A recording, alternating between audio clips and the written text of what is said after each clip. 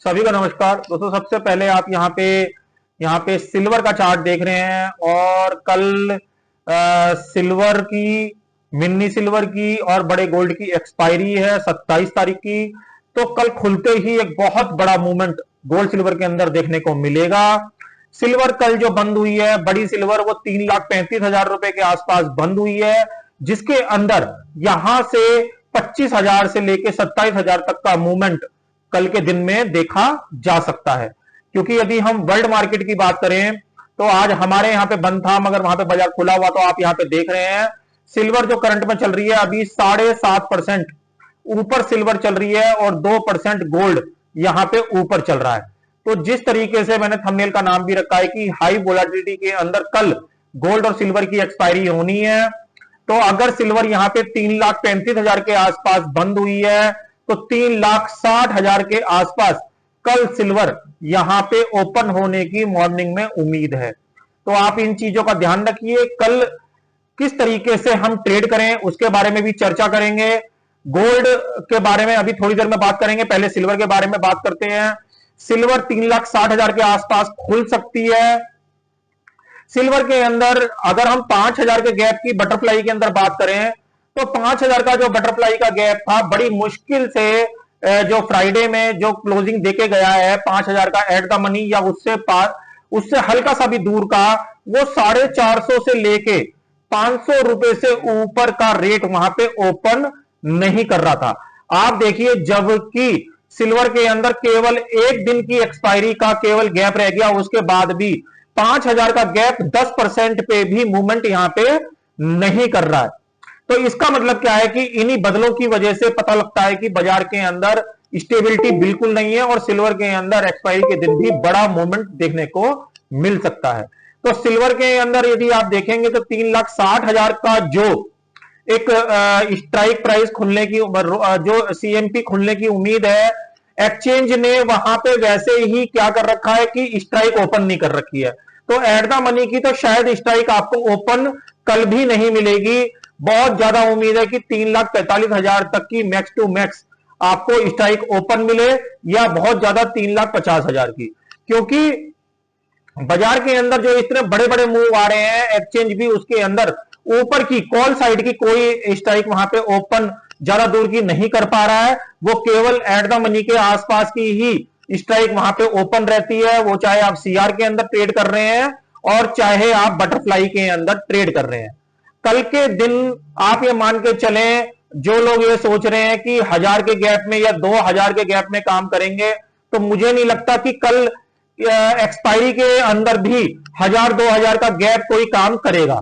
Minimum जो gap काम करेगा वो 3,000 का गैप और 5,000 का गैप ही एक्टिव करना पड़ेगा कल के दिन भी, जिन लोगों को 3,000 और 5,000 के गैप के रेटों की समझ है।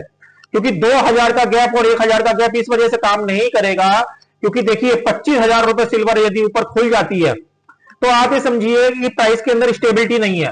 प्राइस मिनटों में 10,000 पॉइंट ऊपर और 10,000 पॉइंट नीचे आ सकता है। तो 1,000-2,000 का गैप वहां पे कोई मायने नहीं रखता।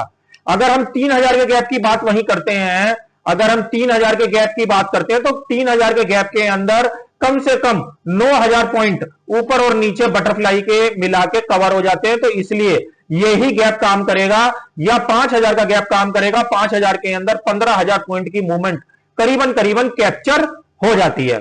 फॉर द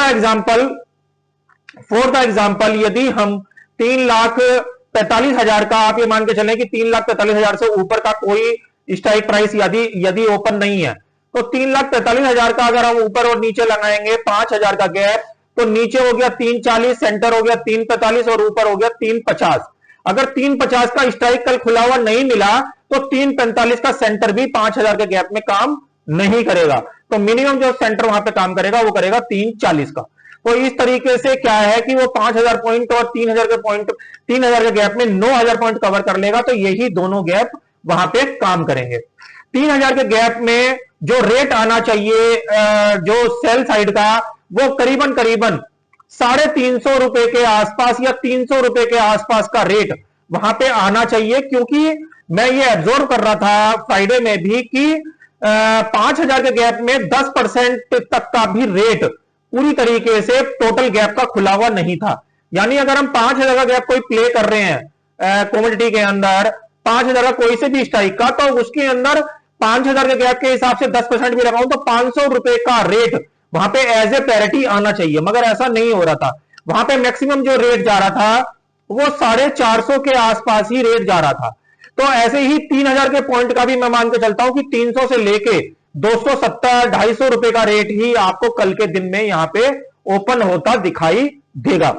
तो मिनिमम जो मेरे हिसाब से सेंटर काम करेंगे वो मॉर्निंग में 3,000 और 5,000 का सेंटर काम करेगा, सॉरी गैप काम करेगा, और इवनिंग वाले सेशन में जो 5 बजे से जो सेशन शुरू हो जाता है अगेन दूसरा, उसके अंदर हम कह सकते हैं कि 2,000 के गैप में और 1,000 के गैप में हम कुछ ना कुछ अपॉर्चुनिटीज वहां पे ढूंढ सकते हैं, क्योंकि टाइम का जो एक टाइम है, एक टाइम मैक्सिमम टाइम वहां पे खत्म हो जाता है शाम को 5 बजे।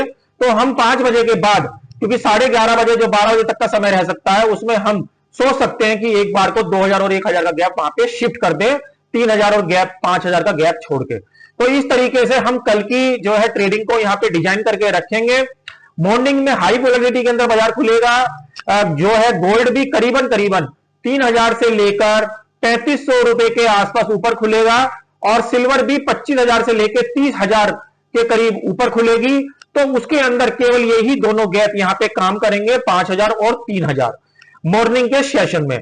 उसके बाद जब इसका समय खत्म हो जाएगा तो शाम को 5 बजे से जो गैप शुरू होगा वो 2,000 और 1,000 का वहां पे शुरू हो सकता है, क्योंकि मैक्सिमम टाइम वहां पे खत्म हो चुकेगा और एक्सपायरी के अंदर करीबन 7 घंटे का समय वहां पे शेष रह जाएगा। तो वहां पे 2,000 के और 1,000 के गैप खुलने की पूरी आशंका वहां पे बन जाएगी। तो इस तरीके से आप ध्यान रखें, बड़े गैप के अंदर ही वहां पे ट्रेडिंग कराएगा यदि आप बटरफ्लाई वहां पे प्ले करते हैं। तो ऐसे ही जो है गोल्ड के अंदर भी मिनिमम जो ट्रेडिंग कराएगा मॉर्निंग के समय में वो 1,000 का गैप ही कराएगा। 500 का गैप वही शाम को, जैसे मैंने सिल्वर का कॉन्सेप्ट बताया, 500 का गैप यहां पे बटरफ्लाई वालों के लिए 5 बजे के बाद ही यहां पे काम करेगा, क्योंकि मॉर्निंग में हाई वोलेटिलिटी के चलते ये छोटे गैप जो 500 का गैप है और सिल्वर के लिए 1,000 और 2,000 का गैप है, ये मॉर्निंग में काम नहीं करेंगे। तो बटरफ्लाई के अंदर यही डायरेक्शन रहेगी कि आप 300 350 का गैप 3,000 के स्ट्राइक में मान के चलें, और 550 या 600 का रेट जो है आप 5,000 के गैप में मान के चलें। हाई वोलेटिलिटी के अंदर यही दोनों जो है रेट यहां पे स्क्रीन के सामने आना चाहिए। अगर ज्यादा आते हैं तो उसके हिसाब से काम करेंगे। तो अगर मानो 3,000 के गैप के हिसाब से काम करें तो हम 250 रुपए घाटे तक इसको यहां पे ले सकते हैं, और अगर 400 रुपए खुलता है तो हम 300 रुपए घाटे तक इसको यहां पे ले सकते हैं, अकॉर्डिंग टू सिचुएशन। हम यहां पे कोई बाउंडिंग की बात नहीं कर रहे हैं, अकॉर्डिंग टू सिचुएशन किस प्रकार के भाव वहां पे खुलते हैं वो हमको देखना पड़ेगा। ये अगर मैं आपको वोलेटिलिटी के चलते अपने अंदाजे से यहां पे बता रहा हूं। जो लोग सीआर ट्रेड करते हैं, सीआर के लिए कोई बात नहीं है, 3,40,000 की स्ट्राइक भी होगी तब भी अच्छा काम कराएगी यदि वहां पे एक्सपायरी नहीं खुली हुई होगी। तो वहां पे मिनिमम अगर 125 रुपए का भी खर्चा आ रहा होगा, 111 रुपए का भी खर्चा आ रहा होगा, तो हम करीबन इसको यहां पे 300 रुपए में यहां पे बेच के इसको 3,40 की स्ट्राइक, 3,35 की स्ट्राइक, 3,30 की स्ट्राइक को 300 रुपए में करीबन यहां पे रिवर्सल करके इसको खेल सकते हैं। वो बड़े आसानी से हमारा 100 रुपए में घाटे से कट जाएगा। तो अगर 111 रुपए का भी खर्चा होगा या 115 रुपए का भी खर्चा होगा तो 200 रुपए की सेविंग आपको होगी, क्योंकि 300 रुपए का रिवर्सल हो गया और 100 रुपए की कटिंग हो गई, तो 200 रुपए आपको कहीं ना कहीं उसके अंदर बचेगा, और 115 रुपए काट के आपको 75 रुपए उसके अंदर 85 रुपए कहीं ना कहीं जॉबिंग होने की उसमें उम्मीद होगी। जो लोग बॉक्स की ट्रेडिंग करते हैं, बॉक्स की ट्रेडिंग में भी मुझे लगता है कि 100 से लेकर 150 रुपए का रेट वहां पे खुलना चाहिए, क्योंकि वोलेटिलिटी बहुत हैवी है, तो ये रेट आपका करीबन उसके अंदर खुलना चाहिए। देखिए, जो लोग जोन से भी स्ट्रेटजी करते हैं उनको वोलेटिलिटी का बहुत ज्यादा ध्यान रखना पड़ेगा, विक्स का, यानी विक्स का आपको बहुत ज्यादा उसमें ध्यान रखना पड़ेगा। वोलेटिलिटी का ध्यान आपको इस वजह से रखना पड़ेगा क्योंकि देखिए, जिस तरीके से सिल्वर ऊपर खुल रही है उसके अंदर बटरफ्लाई की पैरिटी सबसे ज्यादा इफेक्ट करती है। बटरफ्लाई की जो पैरिटी होती है वो सबसे ज्यादा इफेक्ट करती है, क्योंकि जिस तरीके से विक्स बढ़ती है, तो विक्स बढ़ने की वजह से क्या होता है, जो पैरिटी का बदलाव होता है, जो पैरिटी होती है बटरफ्लाई की, वो हमेशा क्या होती है, दब जाती है, श्रिंक हो जाती है। यानी अगर उसको बढ़ना भी होगा इस तरीके से, क्योंकि कल एक्सपायरी है, मगर वोलेटिलिटी बहुत हैवी होगी तो वो एकदम से दब जाएगी।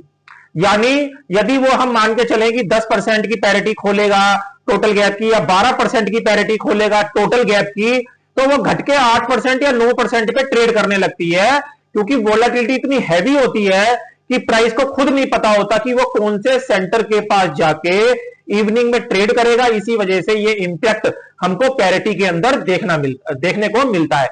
तो उसी के अकॉर्डिंग हम क्या करते हैं, अपनी पोजीशन के साइजिंग को, अपनी पैरिटी के साइजिंग को हम उसी हिसाब से उसमें घाटे से उसी पोजीशन को वहां पे बाई करते हैं। ये बहुत टिपिकल पार्ट होता है इसको हैंडल करना, कि इसको हम बाई किस तरीके से करें, क्योंकि पैरिटी का जो स्ट्रक्चर होता है वो विक्स के ऊपर डिपेंड होता है। जिस तरीके की विक्स करंट मार्केट सिनेरियो के अंदर देखी जाती है, बटरफ्लाई का नेचर उसी सिनेरियो के हिसाब से उसके अंदर चेंज हो जाता है। तो जो ये स्ट्रक्चर होता है इसको संभालना बहुत ही ज्यादा मुश्किल होता है, क्योंकि देखिए घाटे से आप काम करते हैं तो लोगों को लगता है कि मेरा पैसा बाजार के अंदर घट जाएगा और इसकी पैरिटी नहीं खुली तो ये मेरा पैसा वेस्ट हो जाएगा। और बेचने वाले को क्या लगता है, बेचने वाले को ये लगता है कि अगर मैं 10% में या 12% में कोई पैरिटी यहां पे बेच दूंगा तो वो बढ़ के करीबन 18% या 19% की पैरिटी में चला गया, या 20% की पैरिटी में चला गया टोटल गैप का। यानी 5,000 का अगर हम गैप की बात कर रहे हैं तो इसके हम डिफरेंस की बात कर रहे हैं। 10-12% का मतलब हो गया 600 रुपए और 20% का मतलब हो गया 1,000 रुपए। कि बेचने वाले को यह लगता है कि मैं कहीं ऐसा ना हो कि लॉस में हो जाऊं और 20% का बदला खुल गया तो मैं इसके अंदर फंस जाऊंगा। तो दोनों ही तरफ से सिचुएशन को हैंडल करना पड़ता है। तो वो हम कैसे हैंडल करते हैं, सिचुएशन के अकॉर्डिंग। इसलिए बहुत से लोग क्या करते हैं, बटरफ्लाई की जो है स्ट्रेटजी को एक्सपायरी के दिन में क्या करते हैं, अवॉइड करते हैं। अवॉइड यानी इसको नहीं करते हैं। उनको ज्यादा जो सेफ लगता है वो लगता है फिर कन्वर्जन रिवर्सल या बॉक्स की स्ट्रेटजी। वो इन्हीं दोनों स्ट्रेटजी को प्ले करने की कोशिश करते हैं। मगर मैं आपको बता दूं कि जो स्ट्रेटजी जितनी हार्ड होती है, जितना उसका मतलब स्ट्रक्चर टिपिकल होता है, पैसा उसी के अंदर बनता है।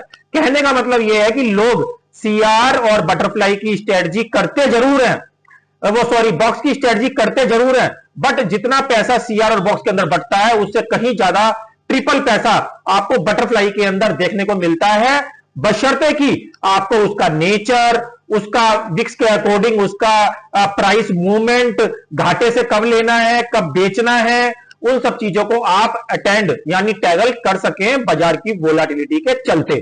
तो इस तरीके से यदि बाजार के अंदर 340, 345 या 350 की कोई भी स्ट्राइक आपको खुली मिलेगी तो सीआर के अंदर आप मिनिमम 275 से लेके 300 के अंदर भी ट्रेड करेंगे तो ये आपका इजीली ट्रेड यहां पे कट जाएगा। उसका रीजन, क्योंकि खर्चा जो शुक्रवार को 111 या 120 दिखा रहा था, ये जो है खर्चा घट के 90 रुपए के आसपास आपको शो करेगा स्क्रीन के ऊपर।